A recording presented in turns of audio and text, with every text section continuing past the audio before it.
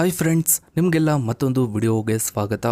Friends, Basavaraj Bommai ಅವರು ಕರ್ನಾಟಕದ ರಾಜಕೀಯದಲ್ಲಿ ಆಡಳಿತಾತ್ಮಕ ಸಾಮರ್ಥ್ಯ ಮತ್ತು ವಿನಯಶೀಲ ವ್ಯಕ್ತಿತ್ವದಿಂದ ಗುರುತಿಸಿಕೊಂಡ ನಾಯಕರು.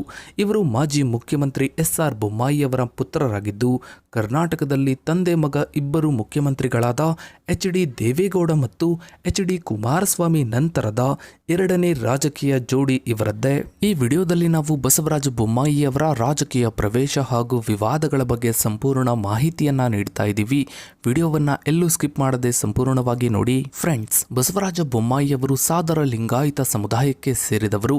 ಇದು ಕರ್ನಾಟಕದ ರಾಜಕೀಯ ಮತ್ತು ಸಾಮಾಜಿಕ ರಚನೆಯಲ್ಲಿ ಪ್ರಭಾವಿ ಸಮುದಾಯವಾಗಿದೆ.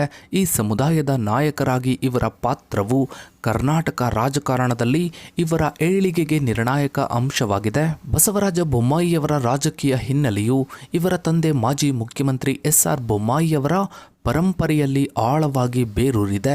ಎಸ್.ಆರ್. ಬೊಮ್ಮಾಯಿಯವರು ಜಾತ್ಯತೀತತೆ ಮತ್ತು ಸಮಾಜವಾದಿ ತತ್ವಗಳಲ್ಲಿ ದೃಢವಾದ ನಂಬಿಕೆ ಇಟ್ಟಿದ್ದರು ಮತ್ತು ಕ್ರಾಂತಿಕಾರಿ ಎಂ.ಎನ್. ರಾಯ್ ಅವರ ಸಿದ್ಧಾಂತಗಳ ಅನುಯಾಯಿಯಾಗಿದ್ದರು. ಎಸ್.ಆರ್. ಬೊಮ್ಮಾಯಿಯವರು ಪ್ರಸಿದ್ಧವಾದ S R. Bommai v union of India ಪ್ರಕರಣದಲ್ಲಿನ ಕಾನೂನು ಹೋರಾಟದಿಂದಾಗಿ ವ್ಯಾಪಕವಾಗಿ ಗುರುತಿಸಿಕೊಂಡಿದ್ದಾರೆ. ಈ ಸುಪ್ರೀಂ ಕೋರ್ಟ್ ತೀರ್ಪು ಭಾರತದ ರಾಜಕೀಯ ಇತಿಹಾಸದಲ್ಲಿ ಅತ್ಯಂತ ಹೆಚ್ಚು ಉಲ್ಲೇಖಿಸಲ್ಪಟ್ಟ ತೀರ್ಪುಗಳಲ್ಲಿ ಒಂದಾಗಿದ್ದು, ರಾಜ್ಯ ಸರ್ಕಾರಗಳನ್ನು ವಜಾಗೊಳಿಸುವ ಕೇಂದ್ರ ಸರ್ಕಾರದ ಅಧಿಕಾರಿಗಳ ಮೇಲೆ ಮಿತಿ ಹೇರಿ ದೇಶದ ಒಕ್ಕೂಟ ವ್ಯವಸ್ಥೆಯನ್ನ ಬಲಪಡಿಸಿತು. ಬಸವರಾಜ ಬೊಮ್ಮಾಯಿಯವರು ತಮ್ಮ ರಾಜಕೀಯ ವೃತ್ತಿಜೀವನದ ಆರಂಭದಲ್ಲಿ ತಮ್ಮ ತಂದೆಯ ಪ್ರಗತಿಪರ ಪರಂಪರೆಯಿಂದ ಸಿಕ್ಕಿದ್ದ ಗೌರವ ಮತ್ತು ರಾಜಕೀಯ ಬಂಡವಾಳವನ್ನು ಬಳಸಿಕೊಂಡರು. ಆದರೆ ಬಿಜೆಪಿಯಂತಹ ಸೈದ್ಧಾಂತಿಕವಾಗಿ ಭಿನ್ನವಿದ್ದ ರಾಷ್ಟ್ರೀಯ ಪಕ್ಷದಲ್ಲಿ ಉನ್ನತ ಸ್ಥಾನಕ್ಕೇರಲು ಅವರಿಗೆ ತಮ್ಮ ತಂದೆಯ ಸಮಾಜವಾದಿ ಮತ್ತು ಜಾತ್ಯತೀತ ನಿಲುವುಗಳನ್ನು ತ್ಯಜಿಸುವುದು ಅನಿವಾರ್ಯವಾಯಿತು. ಇದು ಆಧುನಿಕ ಭಾರತೀಯ ರಾಜಕಾರಣದಲ್ಲಿ ನಾಯಕರು ತಮ್ಮ ರಾಜಕೀಯ ಬದುಕುಳಿವಿಕೆಗಾಗಿ ಮತ್ತು ಯಶಸ್ಸಿಗಾಗಿ ತಮ್ಮ ಮೂಲಭೂತ ಸಿದ್ಧಾಂತಗಳನ್ನು ಹೇಗೆ ಬದಲಾಯಿಸಿಕೊಳ್ತಾರೆ ಎಂಬುದರ ಒಂದು ಸ್ಪಷ್ಟ ಉದಾಹರಣೆಯಾಗಿದೆ. ಈ ಸಿದ್ಧಾಂತಿಕ ವಿಚ್ಛೇದನವು ಇವರ ನಾಯಕತ್ವವನ್ನು ಕೆಲವೊಮ್ಮೆ ದುರ್ಬಲಗೊಳಿಸಿತು, ಏಕೆಂದರೆ ಕೆಲವು ರಾಜಕೀಯ ವಿಶ್ಲೇಷಕರು ಇವರನ್ನು ಸಿದ್ಧಾಂತಕ್ಕೆ ಬದ್ಧತೆ ಇಲ್ಲದ ಕೇವಲ ಅವಕಾಶವಾದಿ ನಾಯಕ ಎಂದು ಪರಿಗಣಿಸಿದರು. ಬಸವರಾಜ ಬೊಮ್ಮಾಯಿಯವರು 1992ರಲ್ಲಿ ಜನತಾದಳದ ಸದಸ್ಯರಾಗಿ ತಮ್ಮ ರಾಜಕೀಯ ಜೀವನವನ್ನು ಪ್ರಾರಂಭಿಸಿದರು. ರಾಮಕೃಷ್ಣ ಹೆಗಡೆ ಮತ್ತು ಎಚ್.ಡಿ. ದೇವೇಗೌಡರಂತಹ ಹಿರಿಯ ನಾಯಕರೊಂದಿಗೆ ಕೆಲಸ ಮಾಡಿದರು. 1994ರಲ್ಲಿ ಹುಬ್ಬಳ್ಳಿ ಗ್ರಾಮೀಣ ಕ್ಷೇತ್ರದಿಂದ ಕರ್ನಾಟಕ ವಿಧಾನಸಭಾ ಚುನಾವಣೆಗೆ ಸ್ಪರ್ಧಿಸಿದರು ಮತ್ತು 1998ರಲ್ಲಿ ಧಾರವಾಡ ಸ್ಥಳೀಯ ಸಂಸ್ಥೆಗಳ ಕ್ಷೇತ್ರದಿಂದ ಕರ್ನಾಟಕ ವಿಧಾನ ಪರಿಷತ್ನ ಸದಸ್ಯರಾಗಿ ಆಯ್ಕೆಯಾದರು. ಈ ಅವಧಿಯಲ್ಲಿ ಬೊಮ್ಮಾಯಿಯವರನ್ನು ಮಾಜಿ ಸಹೋದ್ಯೋಗಿಗಳು ಸಮಾಜವಾದಿ ಒಡನಾಡಿ ಎಂದು ಬಣ್ಣಿಸಿದರು. ಇವರು ಆರ್ಎಸ್ಎಸ್ ಮತ್ತು ಬಿಜೆಪಿಯ ನೈತಿಕ ಪೊಲೀಸ್ಗಿರಿಯಂತಹ ವಿಷಯಗಳ ಬಗ್ಗೆ ಟೀಕೆಯನ್ನು ವ್ಯಕ್ತಪಡಿಸ್ತಾ ಇದ್ರು. ಇದು ಇವರ ಆರಂಭಿಕ ಸೈದ್ಧಾಂತಿಕ ನಿಲುವನ್ನು ಸ್ಪಷ್ಟಪಡಿಸುತ್ತೆ. ನಂತರ 2008 ಫೆಬ್ರವರಿಯಲ್ಲಿ ಬೊಮ್ಮಾಯಿಯವರು ಜನತಾದಳ ಪಕ್ಷವನ್ನು ತೊರೆದು ಬಿಜೆಪಿ ಪಕ್ಷವನ್ನು ಸೇರಿದರು. ಈ ಸೇರ್ಪಡೆಯು ಇವರ ರಾಜಕೀಯ ಜೀವನದಲ್ಲಿ ನಿರ್ಣಾಯಕ ತಿರುವು ನೀಡಿತು. ಉದಾಸಿಯವರು ಬೊಮ್ಮಾಯಿಯವರನ್ನು ಯಡಿಯೂರಪ್ಪ ಮತ್ತು ಆಗಿನ ಬಿಜೆಪಿ ರಾಷ್ಟ್ರೀಯ ಮುಖಂಡ ರಾಜನಾಥ್ ಸಿಂಗ್ ಅವರಿಗೆ ಪರಿಚಯಿಸಿ ಪಕ್ಷ ಸೇರುವಂತೆ ಮನವೊಲಿಸಿದರು. ಎಸ್.ಆರ್. ಬೊಮ್ಮಾಯಿಯವರ ನಿಧನದ ನಂತರ ಸಿಎಂ ಉದಾಸಿ ಅವರೇ ಮಾರ್ಗದರ್ಶಕರಾದರು ಎಂದು ಬೊಮ್ಮಾಯಿಯವರು ಒಪ್ಪಿಕೊಂಡಿದ್ದಾರೆ. ಈ ಒಂದು ಘಟನೆಯು ಸೈದ್ಧಾಂತಿಕ ಬದ್ಧತೆಗಿಂತಲೂ ವೈಯಕ್ತಿಕ ಸಂಬಂಧಗಳು ಮತ್ತು ಮಾರ್ಗದರ್ಶಕರ ಪ್ರಭಾವವು ರಾಜಕೀಯ ಯಶಸ್ಸಿನಲ್ಲಿ ಎಷ್ಟು ಮಹತ್ವದ ಪಾತ್ರ ವಹಿಸುತ್ತದೆ ಎಂಬುದನ್ನು ತೋರಿಸುತ್ತೆ. ಬಿಜೆಪಿ ಸೇರಿದ ನಂತರ ಇವರು ಶಿಗ್ಗಾವಿ ಕ್ಷೇತ್ರದಿಂದ ವಿಧಾನಸಭೆಗೆ ಆಯ್ಕೆಯಾದರು. ಬಿಜೆಪಿ ಸೇರಿ ಪಕ್ಷದ ಏಣಿಯನ್ನ ಏರುತ್ತಿದ್ದಂತೆ ಬಸವರಾಜ ಬೊಮ್ಮಾಯಿಯವರು ತಮ್ಮ ಸಮಾಜವಾದಿ ಹಿನ್ನೆಲೆಯಿಂದ ದೂರ ಸರಿದು ಯಡಿಯೂರಪ್ಪ ಅವರ ಉತ್ತರಾಧಿಕಾರಿಯಾಗಿ ಮುಖ್ಯಮಂತ್ರಿ ಸ್ಥಾನಕ್ಕೇರಿದ ನಂತರ ಇವರು ರಾಜ್ಯದ ಮುಖ್ಯಮಂತ್ರಿಗಳಲ್ಲಿ ಹಿಂದಿನವರಿಗಿಂತ ಭಿನ್ನವಾಗಿ ಹಿಂದುತ್ವದ ಅತ್ಯಂತ ಪ್ರಬಲ ಪ್ರತಿಪಾದಕರಾಗಲು ಪ್ರಾರಂಭಿಸಿದರು.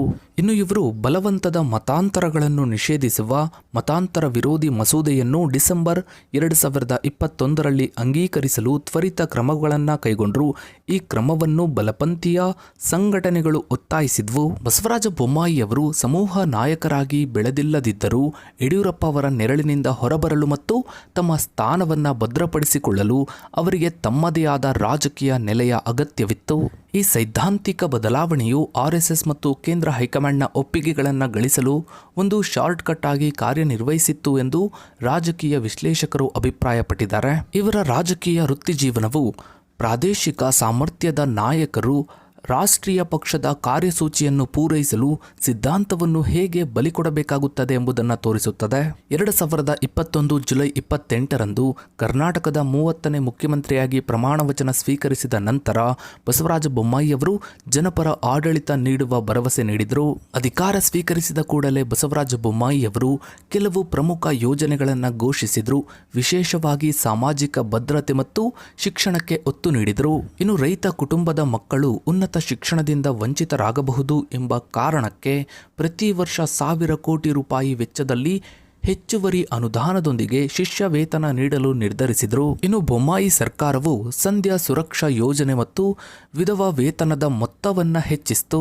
ಸಂಧ್ಯಾ ಸುರಕ್ಷಾ ಯೋಜನೆಯ ಮೊತ್ತವನ್ನು ಮಾಸಿಕ 1,000ದಿಂದ 1,200ಕ್ಕೆ ಏರಿಕೆ ಮಾಡಲಾಯಿತು. ಇದರಿಂದಾಗಿ ಹೆಚ್ಚುವರಿಯಾಗಿ 863.52 ಲಕ್ಷ ವೆಚ್ಚವಾಗಲಿದೆ. ಆಡಳಿತದಲ್ಲಿ ದಕ್ಷತೆಯನ್ನ ತರಲು ಸಿಬ್ಬಂದಿಗೆ ಕಟ್ಟುನಿಟ್ಟಿನ ಸೂಚನೆ ನೀಡಿದ್ರು. ಅನಗತ್ಯ ಖರ್ಚುಗಳನ್ನು 5% ಕಡಿಮೆ ಮಾಡಲು ಗುರಿಯನ್ನ ನೀಡಿದರು ಮತ್ತು ಫೈಲ್ಗಳನ್ನು 15 ದಿನಗಳಲ್ಲೇ ವಿಲೇವಾರಿ ಮಾಡುವಂತೆ ಆದೇಶಿಸಿದರು.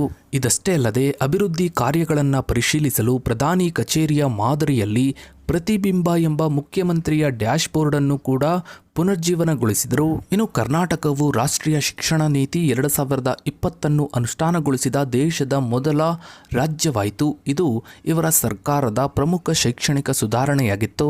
ಇನ್ನು ಬಲವಂತದ, ಮೋಸದ, ಆಮಿಷದ ಅಥವಾ ವಿವಾಹದ ಮೂಲಕ ಧಾರ್ಮಿಕ ಮತಾಂತರವನ್ನು ನಿಷೇಧಿಸುವ ಮತಾಂತರ ವಿರೋಧಿ ಮಸೂದೆಯನ್ನು ಸರ್ಕಾರವು ಡಿಸೆಂಬರ್ 2021ರಲ್ಲಿ ಅಂಗೀಕರಿಸಿತು. ಇನ್ನು ಬೊಮ್ಮಾಯಿ ಅವರ ಆಡಳಿತವು ಹಲವು ಪ್ರಮುಖ ಹಗರಣಗಳು ಮತ್ತು ಭ್ರಷ್ಟಾಚಾರದ ಆರೋಪಗಳನ್ನು ಕೂಡ ಎದುರಿಸಿತು.